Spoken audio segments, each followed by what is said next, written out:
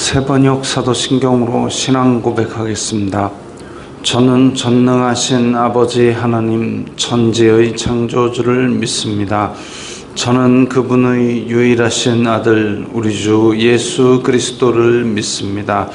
그분은 성령으로 잉태되어 동정녀 마리아에게서 나시고 본디오 빌라도에게 고난을 받아 십자가에서 못 박혀 죽으시고 장사된 지 사흘 만에 죽은 자 가운데서 다시 살아나셨으며 하늘에 오르시어 전능하신 아버지 하나님 우편에 앉아 계시다가 거기로부터 살아있는 자와 죽은 자를 심판하러 오십니다. 저는 성령을 믿으며 거룩한 공교회와 성도의 교제와 죄를 용서받는 것과 몸의 부활과 영생을 믿습니다. 아멘. 거룩하신 하나님 아버지 감사합니다. 간밤에도 편히 쉬게 해주시고 새벽에 기도하는 자리에 불러주시니 감사합니다. 이 시간 저희들 마음 중심으로 주님을 경외하게 하여 주시옵소서. 예수님 이름으로 기도드리옵나이다. 아멘. 찬송가 412장입니다.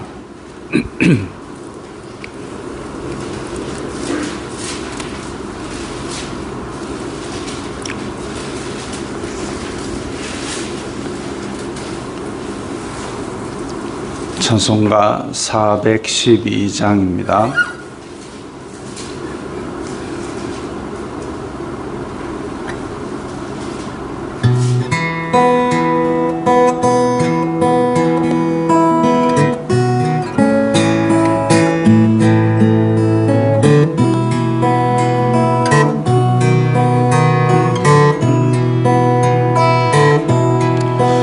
내 영혼의 그 깊은 데서 맑은 가락이 훈련하네.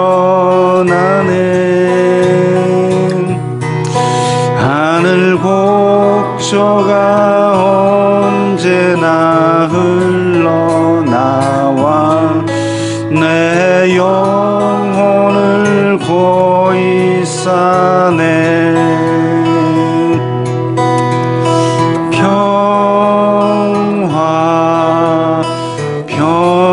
평화로다. 하늘 위에서 내려오네. 그 사랑의 물결이 영원토록 내 영혼을 덮으소서.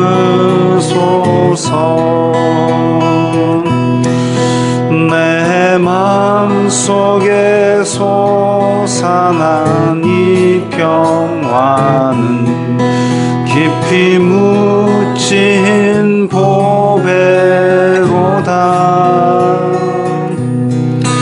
나의 보화를 캐내어 가져갈 자 그 아무도 없으리라.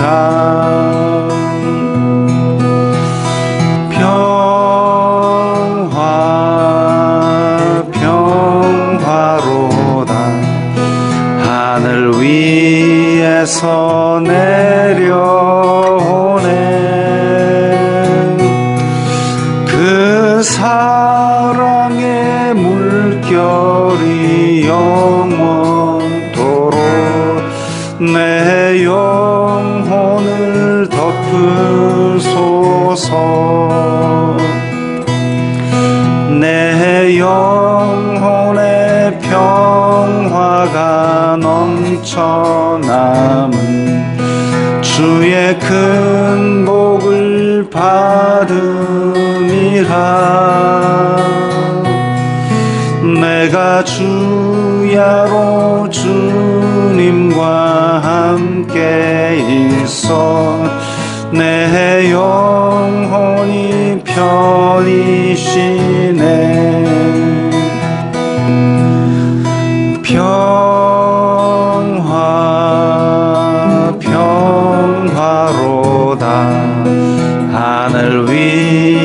위에서 내려오네.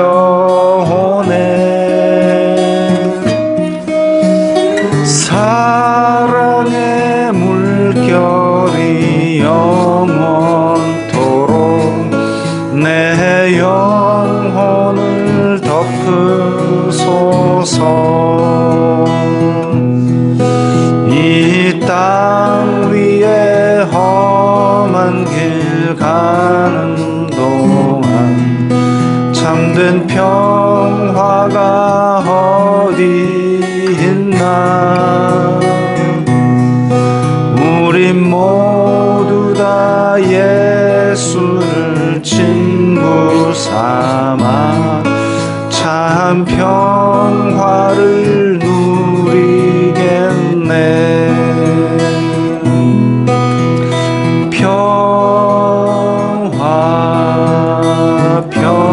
평화로다. 하늘 위에서 내려오네. 그 사랑의 물결이 영원토록 내 영혼을 덮으소서.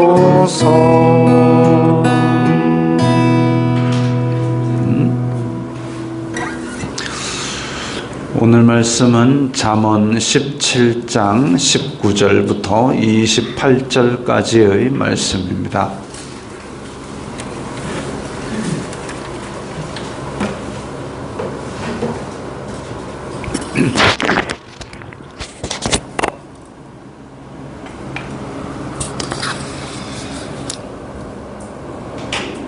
잠언 17장 19절부터 28절까지의 말씀 함께 읽겠습니다. 다툼을 좋아하는 자는 죄과를 좋아하는 자요, 자기 문을 높이는 자는 파괴를 구하는 자니라. 마음이 굽은 자는 복을 얻지 못하고 혀가 패역한 자는 재앙에 빠지느니라. 미련한 자를 낳는 자는 근심을 당하나니 미련한 자의 아비는 낙이 없느니라. 마음의 즐거움은 양약이라도 심령의 근심은 뼈를 마르게 하느니라. 악인은 사람의 품에서 뇌물을 받고 재판을 굽게 하느니라. 지혜는 명철한 자 앞에 있거늘 미련한 자는 눈을 땅끝에 두느니라. 미련한 아들은 그 아비의 근심이 되고 그 어미의 고통이 되느니라. 의인을 벌하는 것과 귀인을 정직하다고 때리는 것은 선하지 못하니라. 말을 아끼는 자는 지식이 있고 성품이 냉철한 자는 명철하니라. 미련한 자라도 잠잠하면 지혜로운 자로 여겨지고 그의 입술을 닫으면 슬기로운 자로 여겨지느니라. 아멘. 다툼을 좋아하는 자는 죄과를 좋아하는 자라 그랬습니다. 그러니까 사람을 세워 나가고 힘을 모아 나가고 좀 그렇게 건설적인 생각을 하고 일상생활 가운데서도 혹은 일을 하는 데 있어서도 건설적으로 뭔가를 모으고 뭔가를 세워나가고 이렇게 해야 되는데 다 파헤치고 들어엎고 이렇게 하는 것은 결국은 그 마음 가운데 파괴적인 본성을 따라 행하는 것이죠. 다툼을 좋아하는 자, 그래서 사람 관계에 있어서도 그렇게 후벼 파기 좋아하고 뒤집어 엎기 좋아하고 결국은 그것이 죄를 향해서 달려갈 수밖에 없습니다. 자기 문을 높이는 자, 자기 문을 높이는 자라는 것은 결국 교만이죠. 내가 이렇게 대단한 사람이다. 이걸 과시하기 원하는 자는 파괴를 구하는 자니라. 결국 그 교만한 자는 또한 앞에 있는 다툼을 좋아하는 자처럼 죄로 빠질 수밖에 없는 겁니다.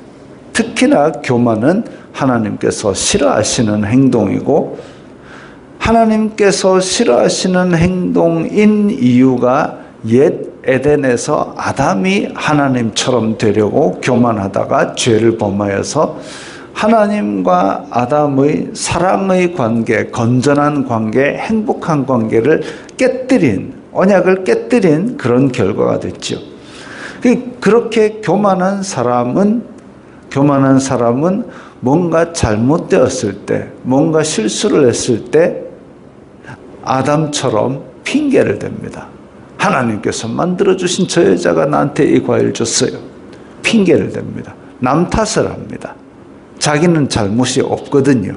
왜? 자기는 하나님처럼 되려고 했기 때문에. 그러니까 자기가 하나님도 아니면서 하나님도 아닌 뱀이 꼬셔가지고 그렇게 죄를 범했는데, 근데 자기의 마음속에는 이미 하나님이니까 잘못이 없다 이거죠. 나는 잘못이 없어요. 그러니까 핑계를 대고 남 탓을 합니다. 근데 만물의 주인이신 하나님께서 보시기에는 이건 어이없는 거짓말이죠. 그래서 이 아담과의 언약이 깨뜨려지고 그걸 벌하게 되었을 때에 아담이 그런 길로 가도록 뒤집어 엎어놓은 이 옛 뱀은 책임을 지느냐? 안 집니다.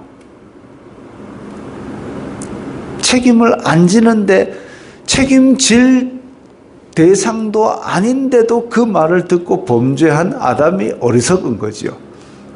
왜 초등학교 교실에 가면 너 쟤 왜 때렸어? 철수가 때리라 하던데요. 철수가 책임집니까? 결국은 때린 자기가 책임을 지는 거죠. 철수는 아무 책임을 안 집니다. 오히려 선생님이 철수 너 왜 얘 때리라 그랬어? 하고 벌을 줍니다. 마찬가지로 하나님께서 이 교만해가지고 남 핑계댄 아담, 결국 네가 죄를 지었지, 네가 먹었지, 네가 꼭꼭 씹어 먹었잖아.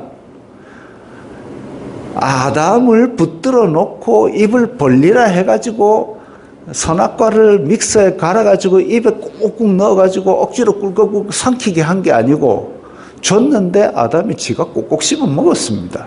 그럼 자기가 잘못한 거죠. 그러면 하나님 앞에 넙죽 엎드려서 하나님 제가 잘못했습니다 하면 깨끗하게 해결되었을 것을 거기서 핑계를 대고 남 탓을 하고 하나님이 만들어준 저 여자가 날 이랬다고. 그러니까 이 여자도 기분 나쁜 거죠. 그래가지고 하나님이 만들어놓은 저 뱀이 날 꼬셨다고. 뱀도 책임을 안 지고 여자도 책임을 안 지고 책임질 수 있는 존재가 아닙니다. 그럼에도 불구하고 그렇게 꾀임에 넘어가서 죄를 짓고는 하나님처럼 되려는 그 교만이 와르르 무너지니까 자기 잘못이 아니다. 결국은 핑계대고 남 탓하고 거짓말을 하지만 그 거짓말도 주워 담지를 못하니까 2차, 3차 거짓말을 하는 게 그게 인간의 연약함이고 죄의 본성입니다. 잘못했으면 잘못했다 하면 되죠. 그런 교만 때문에 결국은 죄가 더 커지고 그리고 인간관계도 깨어지고 엉망진창이 됩니다. 자기 문을 높이는 자는 결국은 그런 인간관계의 파괴, 하나님과 사람 관계의 파괴를 구하는 자입니다. 마음이 굽은 자는 복을 얻지 못하고 혀가 패역한 자는 재앙에 빠지느니라. 마음이 굽은 자가 이게 이제 우리말에도 이런 표현이 있잖아요. 빼딱한 사람. 어떤 가게에서 뭘 샀을 때 봉투에 넣어드릴까요? 그러면 봉투에 넣어야지. 그냥 들고 갈까? 이런 사람 있잖아요. 마음이 빼딱한 사람입니다. 복을 얻지 못합니다. 왜? 이러다가 다툼이 생기게 말을 하니까요. 혀가 패역한 자는 재앙에 빠지느니라. 자, 마음이 굽은 자, 혀가 패역한 자 이렇게 붙어있는 이유는 마음이 굽은 자는 결국 말을 할 때 마음이 굽어 있어도 말을 안 하면 되는데 그 말을 할 때는 꼭 혀가 패역한 자처럼 그렇게 말을 합니다. 22절에 마음의 즐거움은 양약이라도 심령의 근심은 뼈를 마르게 하느니라. 사람이 힘들어도 마음에 일의 보람이 있고 행복하다면 힘든 일도 견뎌 나가는 게 사람입니다. 그런데 편하다 할지라도 그 마음속에 계속 걸림이 있고 근심이 있고 이렇다면 몸이 시름시름 아파지는 게 사람입니다. 그래서 잠언에서도 그러지만 전도서에서도, 잠언은 솔로몬의 잠언이 가장 많지만 그 솔로몬이 가장 지혜를 잘 구가하는 전성기 때 기록한 것으로 알려져 있습니다. 근데 여기에서 이제 좀 더 시간이 지나고 우상을 갖다 예루살렘에 드리고 해가지고 하나님을 한참 떠났다가 말년에 겨우 돌아와서 정신 차리고 쓴 게 전도서다, 이렇게 알려져 있습니다. 그래서 잠언도 아주 지혜를 얻기에 유익한 책이지만 전도서도 돌아보는데 굉장히 유익한 책입니다. 지금 여기서는 마음의 즐거움은 양약이라도 심령의 근심은 뼈를 마르게 하느니라, 이렇게 이야기를 했지만 전도서에서는 이와 비슷한 내용이 해 아래 많은 일들이 있지만 기뻐하며 선을 행하는 것보다 더 나은 게 없는 줄을 알았나니. 그러니까 여러 많은 일들 가지고 막 내가 뭔가를 더 사업을 크게 하려고 애를 쓰기보다는 내 분복에 만족하면서 내 가족들과 행복하게 선을 행하는 것, 그게 제일 낫더라 이거죠. 그렇게 하는 사람은 마음의 즐거움이 있겠지만 그러지 않으면 뼈를 마르게 하는 심령의 근심에 사로잡히게 됩니다. 예수님께서도 너희가 염려한다고 키를 한 자나 더 할 수 있느냐? 머리카락 하나도 희게 하고 검게 하고 할 수 없지 않느냐? 그렇게 말씀을 하셨고 근심하지 말라고 하셨죠. 하나님께서 너희 필요한 것 다 아시느니라. 근심하지 말라. 바울이 로마에 재판을 받으러 잡혀갔는데 빌립보 교회에, 그 사랑이 넘치는 빌립보 교회에 편지하기를 기뻐하라. 아무것도 염려하지 말고 오직 모든 일에 기도와 간구로 너희 구할 것을 감사함으로 하나님께 아뢰라. 그리하면 모든 지각에 뛰어난 하나님의 평강이 너희 마음과 생각을 지키시리라. 마음과 생각 가운데 평강으로, 기쁨으로 그렇게 생활하는 것이 성도의 삶입니다. 항상 기뻐하라. 쉬지 말고 기도하라. 그래서 이런 것들이 우리 성도의 마음에 평안을 주고 즐거움을 주고 행복을 주고 하나님께서 주시는 그런 기쁨이 있는 것이 세상 사람들과 차이점이 되어야 됩니다. 23절에 악인은 사람의 품에서 뇌물을 받고 재판을 굽게 하느니라. 재판이라는 거는 예나 지금이나 하나님께서 부여하신 권력의 어떤 자리, 그래서 죄가 있다 없다, 벌을 준다 안 준다, 이런 것들을 판결하는 자리인데 뇌물을 받고 재판을 굽게 한다, 이거는 아주 사악한 짓이죠. 뇌물을 받고 재판을 굽게 한다, 그건 신뢰관계, 법을 지키는 것, 이런 판을 깨는 겁니다. 그래서 뇌물을 받고 재판을 굽게 하면 누가 그 재판의 결과를 타당하다고 믿겠습니까? 다음부터는 재판에 가지고 오겠습니까? 안 가지고 오고 사적으로 복수를 하겠죠.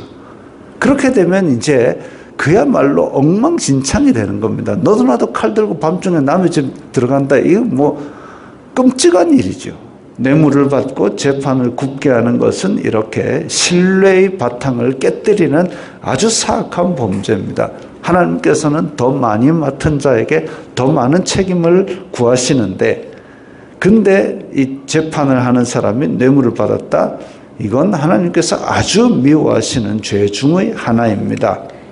그런 거는 악인이다 이거죠. 그냥 돈을 받은 게 아니라 재판을 굽게 하는 뇌물을 받은 것은 훨씬 더 하나님께서 심하게 벌을 주는 악인이다. 우리도 사람들을 판단을 합니다. 우리도 사람들을 판단할 때가 있는데 그때의 판단 기준은 하나님의 말씀이 되어야 되고 굳이 내가 판결하는 책임이 없는데도 그 마음의 판단을 입으로 내는 거, 아이고 저 죄인이다, 죄 이렇게 판단을 하고 뉴스 보고 아이고 저 죽일 놈, 그런 거 하지 마십시오. 마음속에는 죽일 놈이 되든지 뭐든지 간에 우리 입에서 안 나오면 됩니다. 그런데 그렇게 판단을 하고 입에서 안 내는 것도 중요한데 그 판단의 기준이 하나님의 말씀도 아니고 의도 아니고 내 이익이다. 그러면 그때부터는 이제 내 마음속이 죄로 가득해지는 겁니다. 내 이익을 위해서 다른 사람을 판단하는 것 심각한 죄에 빠지게 만듭니다. 지혜는 명철한 자 앞에 있거늘 미련한 자는 눈을 땅 끝에 두느니라. 지혜는 명철한 자 앞에 있으니까 자기가 지혜가 없으면 하나님의 말씀을 듣거나 아니면 명철한 자에게 가서 물어보거나 하면 되는데, 그런데 미련한 자는 눈을 땅 끝에 두느니라. 아주 닿을 수 없는 먼 곳에 있다 생각하고 지혜 없이 행하는 것을 담대히 행하는 게 바로 미련한 자입니다. 그리고 눈을 땅 끝에 둔다는 말을 또 다르게 생각하면 아주 고고하다고 생각하는 거죠. 내 시선은 아주 높다. 나는 아주 수준 높은 사람이다. 라고 생각하는 겁니다. 그게 결국은 교만이죠. 앞에 자기 문을 높이는 자입니다. 나는 아주 대단하다. 나는 아주 저 땅끝을 바라보고 산다. 이 교만이죠. 땅끝을 바라보지만 자기는 쥐뿔도 없잖아요.